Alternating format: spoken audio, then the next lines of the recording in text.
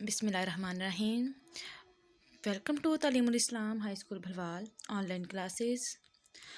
अस्सलाम वालेकुम dear students, I hope you are doing well. Dear students, I am your teacher of grade 6 subject English B. आज हम पढ़ेंगे English B में present indefinite tense, उसके affirmative sentences का रूल। एफर्मेटिव सेंटेंसेस कौन से सेंटेंसेस होते हैं स्टूडेंट? ऐसे सेंटेंसेस जिनमें जो मुस्बत जुमले हों, यानी जिनमें नहीं और क्या का इस्तेमाल ना हो, जिनमें ना तो सवाल पूछा गया हो और ना ही नहीं का लफ्ज़ हो, वो जुमले होते हैं मुस्बत जुमले। मुस्बत जुमलों का रूल क्या है?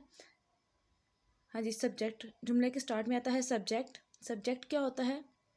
फाइल, काम करने वाला। तो एक्टिव वॉइस में जो सब्जेक्ट होता है वो एक्टिव होता है, काम करने वाला एक्टिव होता है, वो फ़िक्रे के सेंटेंस के स्टार्ट में आता है। प्लस वर्ब फर्स्ट फॉर्म और उसके साथ एस और ई एस। एस और ई एस कहाँ लगना है ये भी आपको फॉर्म्स पढ़ के आपको पता चल जाएगा। Plus object. ऑब्जेक्ट क्या है जिस चीज़ पर काम किया जा रहा है। सब्जेक्ट, वर्ब की फर्स्ट फॉर्म, एस और ई एस प्लस ऑब्जेक्ट और एंड पे फुल स्टॉप लाजिम है। आगे देखें इनकी फॉर्म्स क्या हैं, यानी किस किस प्रोनाउन के साथ हैं, किस किस नाउन के साथ, किस सब्जेक्ट के साथ वर्ब की किस फॉर्म में यूज़ होना है। आए देखें, ये मैंने एक वर्ब लिया है, एक लिया है प्रोनाउन लिया है, उसके साथ वर्ब मैंने एक चूज़ किया है लाइक। आए लाइक, ये इतने में भी एक क्लॉज होती है, ये कंप्लीट होती है। जब एक सब्जेक्ट और एक वर्ब हो तो आपकी एक क्लॉज कंप्लीट होती है, वो जुमला समझ में आ जाता है।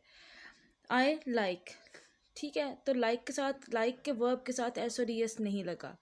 अब ये रूल समझ आ गया, आई के साथ एस और ई एस नहीं लगना आई के वर्ब के साथ।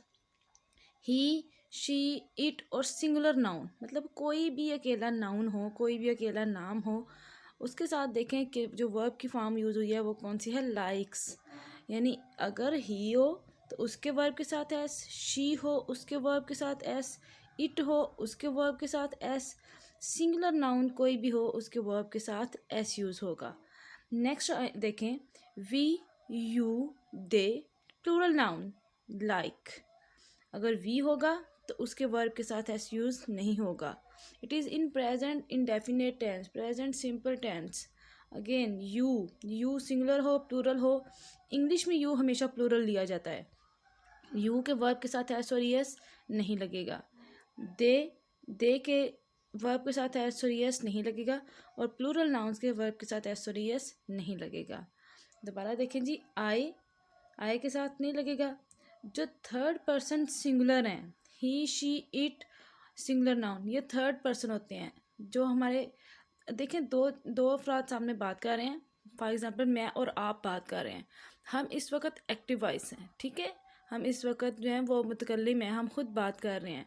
तो हम लोग जो आपस में बात कर रहे हैं वो तो हम आपस की बात है, लेकिन अगर हम तीसरे बंदे की बात करते हैं ना तो वह थर्ड पर्सन होता है, ठीक है।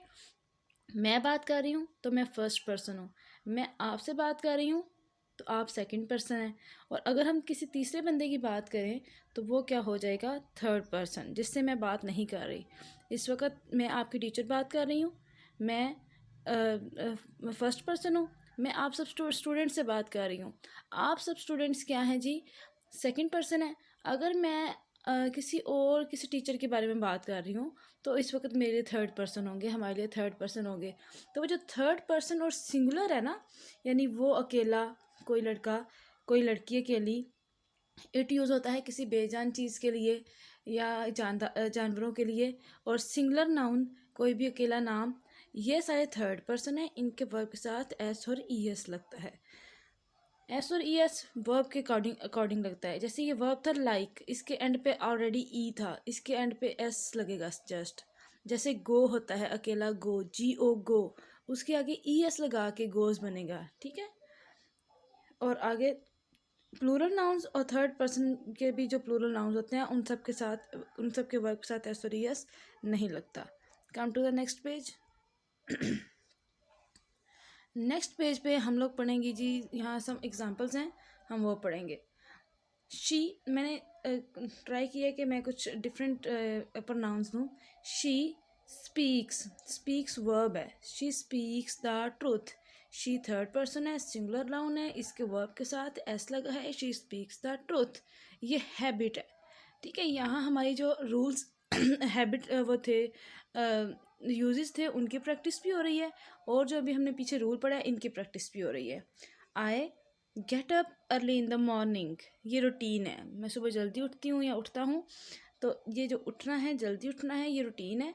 और गेट अप क्या है? वर्ब, गेट अप वर्ब है, तो आए के वर्ब के साथ एस और यस नहीं लगता।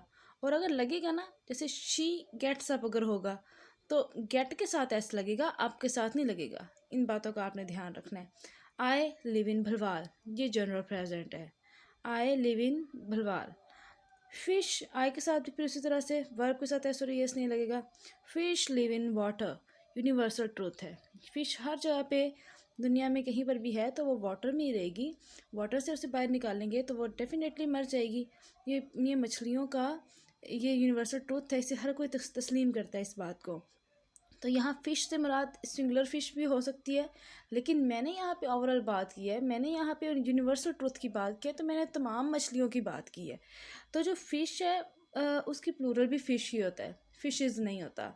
तो fish live in water, okay.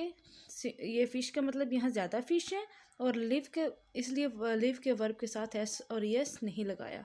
Fish live in water. My uncle visits us every year, my uncle singular है, माई अंकल, चाहे बड़े हैं, हम उन्हें उर्दू में तो इज़्ज़त में बुलाएंगे ना, मेरे चचा हर साल हमें मिलने आते हैं, लेकिन हम इंग्लिश में देखें ना, सिंगुलर नाउन है माई अंकल। विजिट्स, विजिट के वर्ब के साथ एस लगा दिया, विजिट्स बन गया, विजिट्स आर एवरी ईयर।